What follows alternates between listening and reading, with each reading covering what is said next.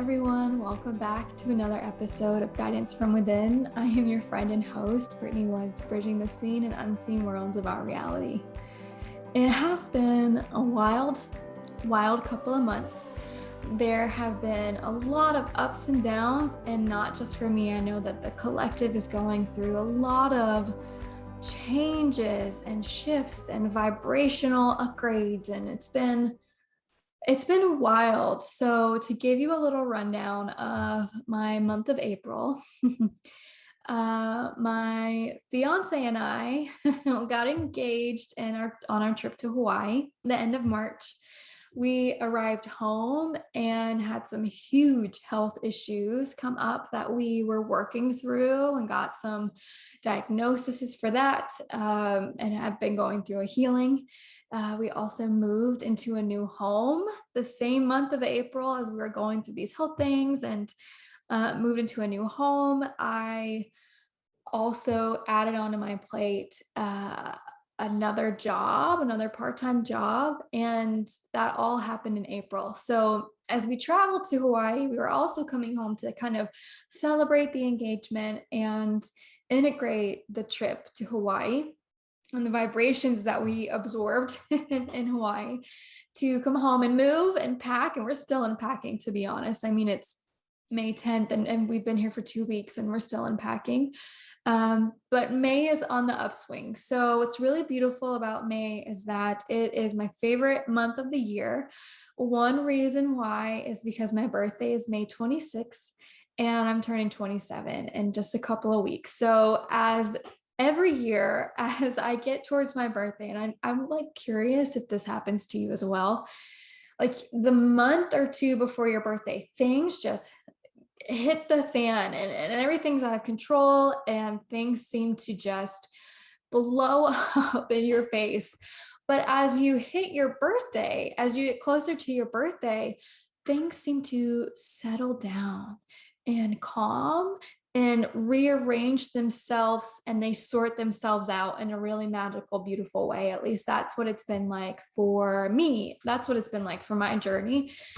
This is thankfully concluding these huge ups and downs. I do kind of predict that 2022 will be full of deep ups and deep downs, but I don't think it's going to be as bad as it just was leading up to my birthday. So I implore you to kind of pay attention to that as well, what the energy is like moving into your birthday and then afterwards, because when we're going through these spiritual initiations and we are just being put through the ringer, when we are going through so much in every aspect of our lives, you know you're going through an initiation. You know that your soul is growing really fast, and it is sort of the personality jobs. It's Brittany's job to allow things to shift and move as needed, to let go and not try to control and not try to have everything figured out.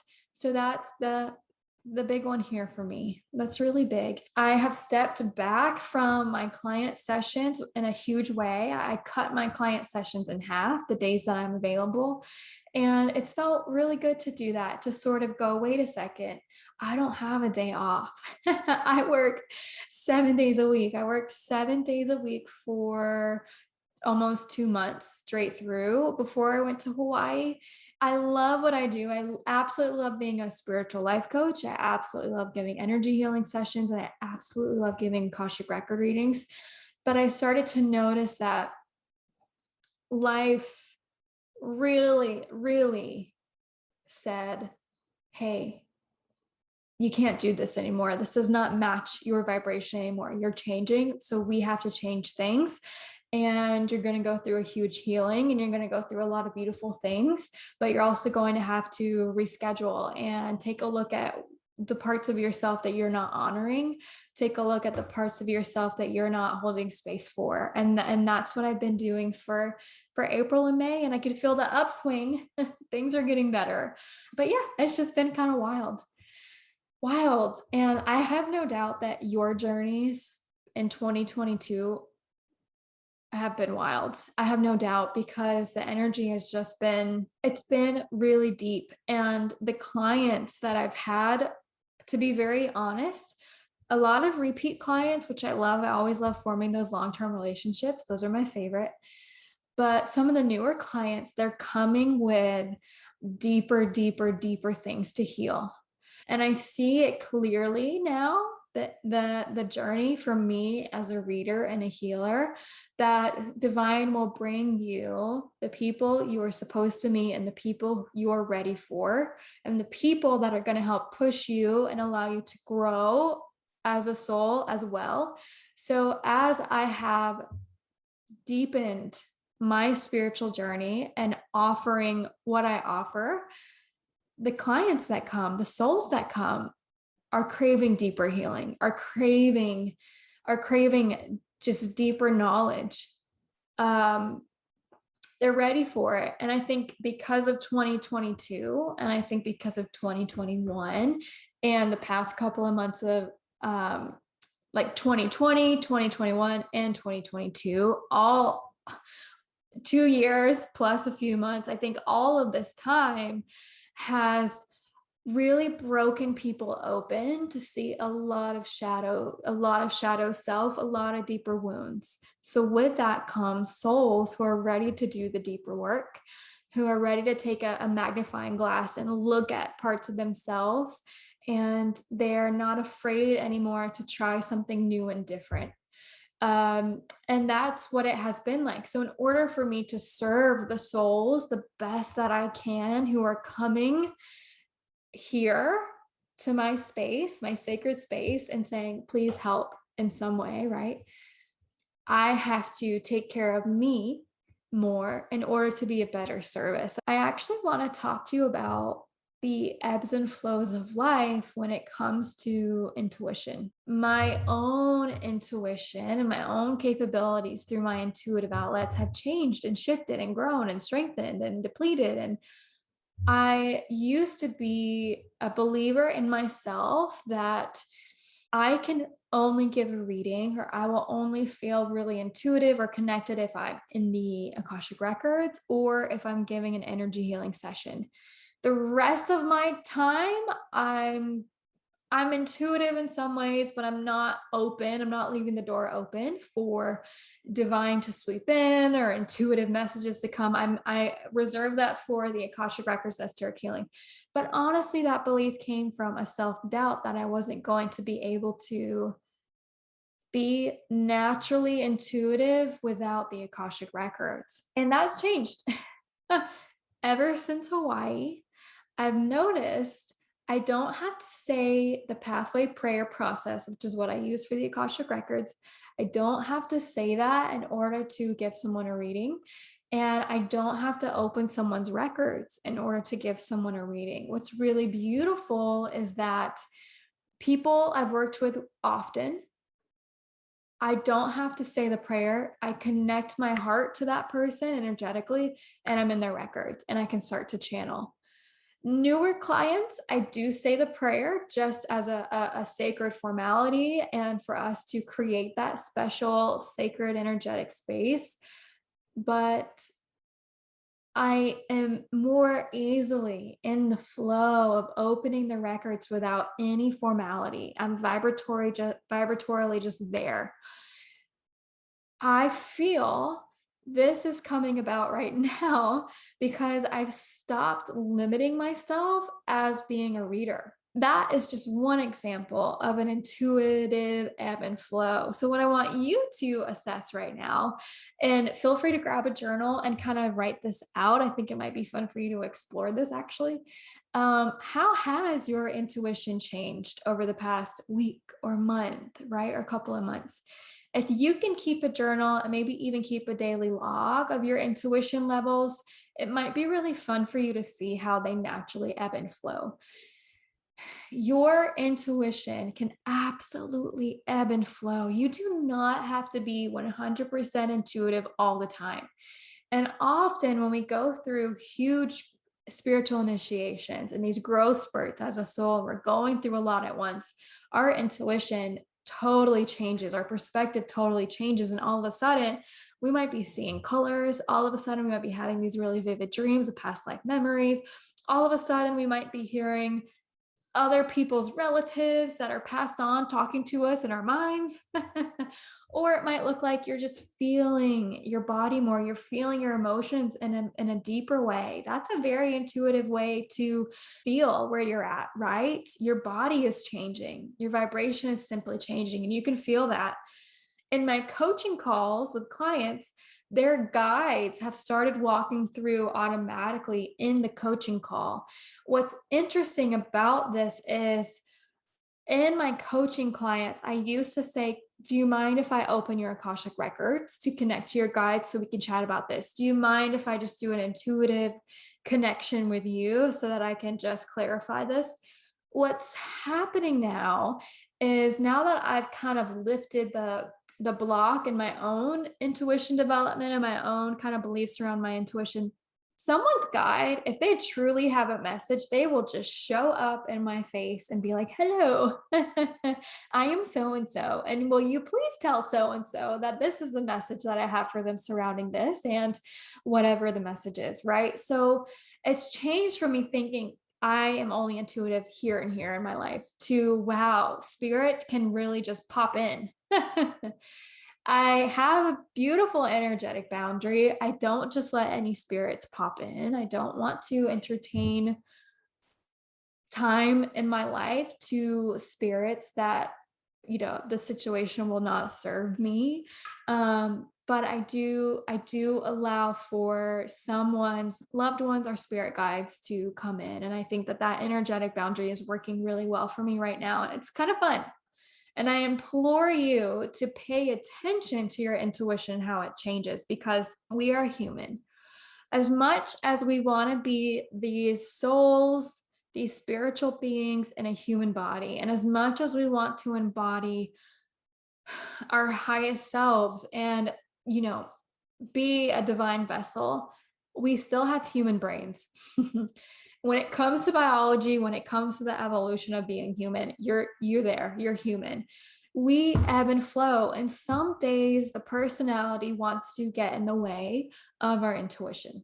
And old triggers and old blocks come up, and it can get in the way of our intuition. My biggest tip for those days where your personality body wants to take over and kind of control your intuition for that day, right? Or wants to limit you in your intuition, I want you to just observe. Just be the observer. When you can take those days when you know you're not feeling in alignment the best that you could be.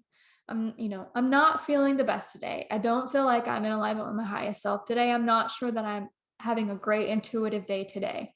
And that personality wants to say things that don't resonate with you. It wants to jump in. That ego wants to jump in and tell you things that aren't true about yourself, or wants to try and, take over your intuition or your highest self. Just observe those thoughts that come forward, write them down, let them at least come from you. And so you can observe them and know that this is my humanness. This is the ego part of me. This is the personality part of me that is bruised, wounded, hurt, that underestimates myself. This is the part of me that wants to protect me. This is the part of me that doesn't want me to make any mistakes so that I can stay protected and in my comfort zone. And this is the part of me that is afraid of death or is afraid of losing itself. And you can, with that acknowledgement, allow it to have a bad day. And you observe it and you go, I understand these triggers. I understand the things that have come from me. That is not how I wish to talk to myself. That is not how I want to talk to myself. And I'm going to acknowledge what's come through. But I'm also going to realize that I am way more than ever meets the eye. I am way more than the thoughts coming through. I am way more than just this one bad day. And your intuition can ebb and flow. We honor that flow. We allow that flow to develop and change as we develop and change. And it doesn't mean that you're not intuitive. A week of bad intuition or no intuition at all does not mean you're not intuitive. It just means you're going through ebbs and flows. My number one tip, besides those bad days and kind of observing what comes up for you, because those observations can be very healing, and we don't judge what comes up. We simply observe what comes up to kind of show us, wow, my triggers are still here. Wow, these personality ego beliefs are still here. My other tip for you when it comes to those really good intuitive days, hone in on that, meditate on it, express it. Treat those really highly intuitive days as a workout. And the best way I can say this is meditate, start automatic writing. Meditating and automatic writing are going to be huge for your intuition development. It simply will be. The more that you practice those things, the more you can tune into, wow, do I have clear seeing? Do I see is my intuition through my eyes, right? My inner eye, my third eye. Is it through clairaudience, this hearing? Is it through this feeling in my gut, right? You have to hold space to explore your intuitive outlets in order to train and develop them. So I would say meditate, explore your energetic body. Also, besides meditation and automatic writing, energy healing. The more that you can give yourself energy healing treatments, whether it's you learn how to do it or you book with someone who does it, if you're receiving Reiki, quantum healing, esoteric healing, chakra alignment sessions, sound healing, all of these beautiful things, what they're doing is they're gently allowing your blocks to be released in accordance with the will of the soul. It's allowing you to come more into alignment with your intuitive self so that you can release those blocks, see from a higher perspective, and then get to know your intuition. Your intuition will grow if you allow yourself space for healing, especially through energy healing. And I can only speak to esoteric healing because I know the power of esoteric healing. I know how esoteric healing can super fast track us into becoming more intuitive and aware, have a deeper self-awareness in a multidimensional way. And that is also a really good tip that I have for you. So you have to do the work.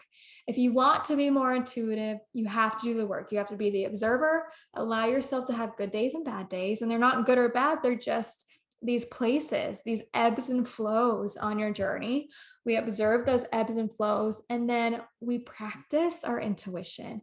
We open to our intuition. We do things in life like sound healing, yoga, energy healing to increase and develop our intuition, right? So you have a lot that you can do to start practicing your intuition. But my really big point here is it's okay to not be intuitive all of the time. It's okay to not feel connected or in alignment all of the time. And what's beautiful, on the other hand, one thing I want to mention is sometimes the days where we feel so out of alignment, the days where we don't feel very intuitive, the days where we feel just off, those days, miracles can still happen. Those darker days, huge soul growth can still happen. And we need those days just as much as we need the brighter ones in order for us to grow on this soul journey. So never underestimate the power of a darker day, and see what can happen through that. A lot of healing can come from darker days. It truly, truly, truly it can. Alrighty, I think I've talked enough for this week. I mean, I could talk for hours about this topic, but really write down, take a moment. Where's your intuition at for today? What is it feeling like? Where are your strengths coming from today? And keep track of it. Keep track and honor the ebb and flow. Also, dive deep into all of those tips I just shared with you, because wow, there's a lot of ways that you can develop your intuition and just have a deeper multi-dimensional self-awareness. I hope that you enjoyed today. I really enjoyed talking to you all. If you have any questions or comments, please comment on the podcast. If you haven't subscribed, please do that. And I'm wishing you all a beautiful week.